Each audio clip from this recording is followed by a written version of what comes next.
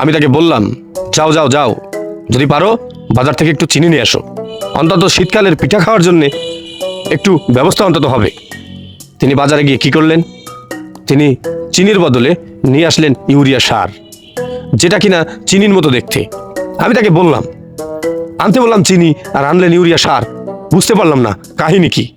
তিনি বললেন, এটাও তো চিনির মতোই, একই রকমই তো দেখতে, তাহলে সমস্যা কি? চিনিতেও তোমার যে কাজ হবে এটা তো তুমি চালাই নাও, অসুবিধা কি? আমি তখন বললাম, চিনির একটা কাজ, এটার আর একটা কাজ। তখন বললো, চিনিতে কি হয় আর এটাতেই বা কি হয়? আমি বললাম, চিনি খেলে মিষ্টি মিষ্টি লাগে, ওতে একটু সুগার আছে, সেটা খুবই ভালো। আর এটা খেলে তো, এটা তো গাছপালার জন্য, মাটিতে দিলে গাছপালা বড় হয়, এটা মানুষের কোন উপকারে আসবে? মানুষ খেলে তো মানুষ এরকম বড় বড় হয়ে যাবে, তারপরে ক্ষতি হবে। কয়, আর কি ক্ষতি হবে? কয়, খেলে মানুষ মারাও যেতে পারে। তিনি আমাকে বললেন যে, আমি তো এটাই চাচ্ছি, তুই খা, তুই খাই একটু মারা যা, কারণ এত খরচ করি আমি আর সামলাইতে পারতে আসি না। ধন্যবাদ।